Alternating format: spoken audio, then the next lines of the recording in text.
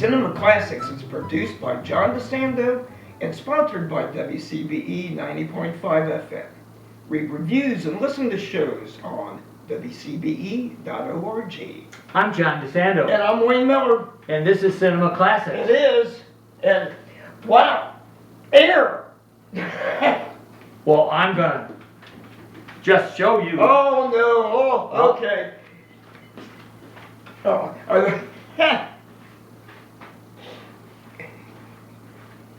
time for a commercial break.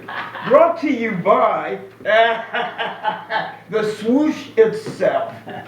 But John, they look fine, but they're not nearly as fancy as those Air Jordans. Oh boy, and here we have the original story. Yes. About the manufacture of that specifically for Michael Jordan back in 1984. Yes, and I tell you, I like this movie. I got a kick out of it. I think the acting was fine. I think Viola Davis playing Michael Jordan's mom. Yes. Steals the show. I think she is excellent. But also the nerdy creative director of shoe designer. Yes, he was good. Oh my goodness, that even was a guy that, I didn't know this, that came up with the idea of Jordan flying through the air. Yes, slam yeah, dunk. yeah. I thought that was really interesting. He was their version of Q. Yeah.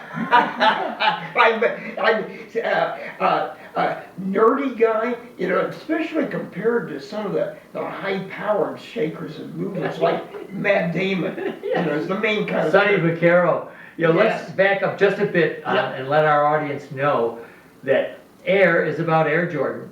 It's about the specific maneuvering that 3 shoe companies went through back in the early 80s to attract a rookie. And this is where I love people like casting directors and Sonny, a sports promoter, where they have an instinct. Because he's a rookie, he's never been on an NBA floor. Exactly. And how Sonny really got to appreciate Michael Jordan's talent was, and it was a videotape that he had Jordan playing freshman year in college. And he noticed something about him, his confidence. The guy that wasn't breaking a sweat, he felt like he could do it. And basically, this one shot or whatever, the guy did isn't that great? I mean, they don't have a lot of footage. It's not like you'll be watching old NBA games. Right. But this particular footage that inspired Sonny was one, it must have been at the end of a game. Yes. At the very last minute. And something like that. And Jordan is cool as can be, and he sends that thing in the air, in that basket, perfect swoosh. And there you have the thing that I love is that Damon plays him, and he almost underplays him, but plays somebody with an instinct for basketball that isn't always good. Yeah. Now he's not an athlete himself because he's overweight, schlubby, out of shape, big guy. But to back up a little bit about the 3 shoe companies, Adidas, which was a powerhouse, and Converse, and Nike had a measly 17% of the market compared to them. And so he was going to, and he decided to put, instead of spreading out the money budgeted to pay for a shoe. A measly $250,000. Oh, that would have been like $1 million in '84. Jeez, I about nearly fell out. I spilled my popcorn. I was so shocked with that number. Instead of spreading it out, some lower tier NBA going to be NBA rookies. Right. He wanted to put all the eggs in one basket with Jordan, which was a wise move. But 2 other people, and they're besides Damon, they're working for Nike. I thought this is his name, Phil Knight, or Affleck's character. Oh yes. Kind of the founder of Nike, and the CEO, and there's and Damon, which I really love that interplay between the 2 best buddies in real life. Boy, when you could tell on the screen where Damon and Affleck, which you remember starting back in Good Will Hunting. Yes. And there's still a question as to whether they actually wrote the script, but who cares? The guys were made for Hollywood. And they were excellent, and both of them playing off each other. Damon's character telling Affleck's character said, well, you know, because he was talking I about. think it's Phil Knight, I don't have it. Yeah, beholden to the board. And Damon says, well, I told you shouldn't have taken the company public. Yeah. You know, that we've lost something, you know, by having to kowtow to, you know, like board members. But I think also who does an excellent job, Jason B. Oh, I like him. I always liked him as the marketing guy. Yeah, and but they all do a great job. Yeah, and that's really the story is not about basketball per se. Yeah. It's about the machinations that go on behind the scene to Right. make what we see today. Now, let me just give you a figure Yeah. on this. Today, as we're sitting here, this year, Michael Jordan will make $400 million doing nothing. Nothing, exactly, because of the multi-billion-dollar franchise, you know, that are brand, you know, the Air Jordans. Everybody knows what an Air Jordan is. And the film, very smartly, centers the real energy here on Viola Davis's mom. Yes. And boy, is she, as you are so right, she cool, and she and Dad too. Yeah. Yeah. But you know, what it reminded me of, because reviews I've read, and you and I've talked about this, like other sports movies like Moneyball, or Jerry Maguire, right? You know, about that. I was more reminiscent, especially about how they were, the parents, particularly the mom, protecting the talented son, King Richard.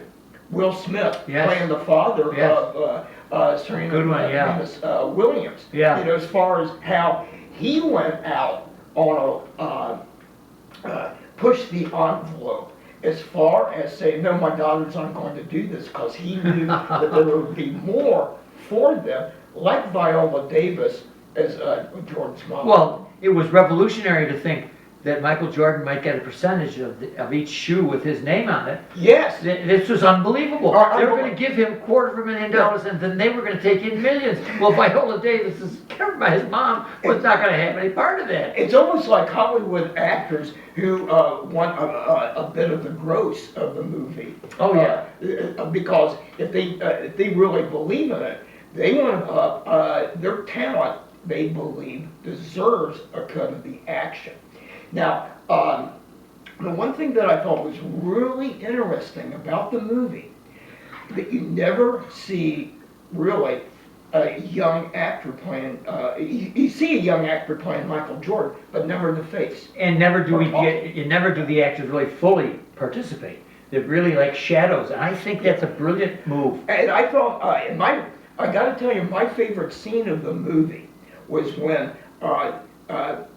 Sonny Vaccaro, Damon's character, meets with the Jordan mom and dad and stuff like that with others around, and he starts really talking to him about, you know, I see potential in you.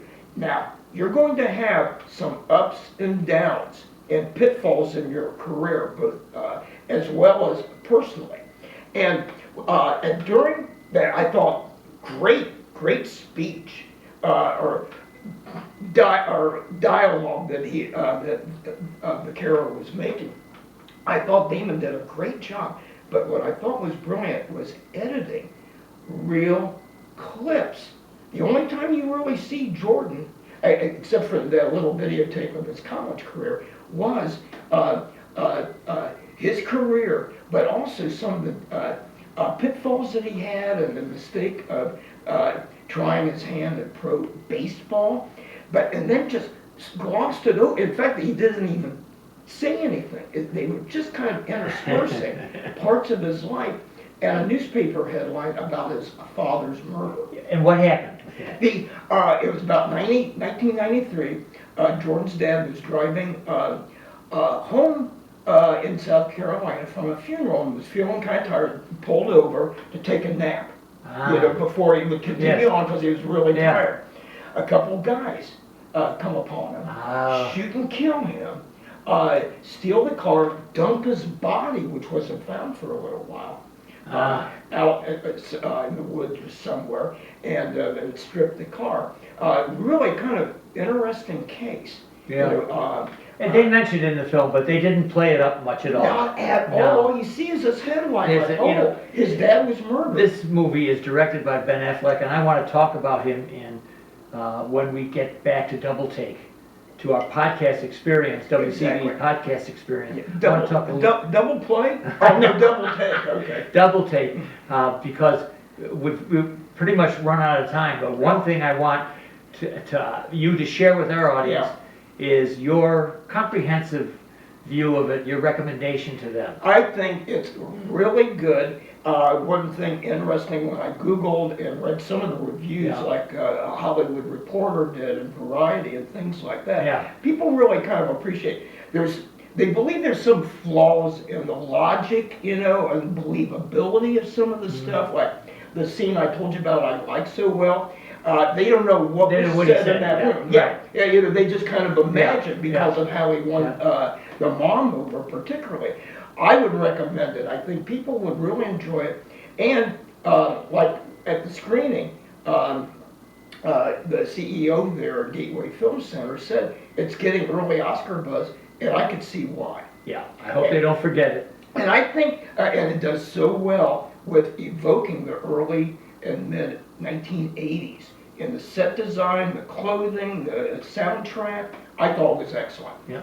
Wayne Miller, thank you. The movie is Air, directed by Ben Affleck. Exactly. And starring Matt Damon. Yep. There's a duo. Yep. And the director, remember, of Oscar-winning Best Picture Argo a few years back. So I think, man has talent.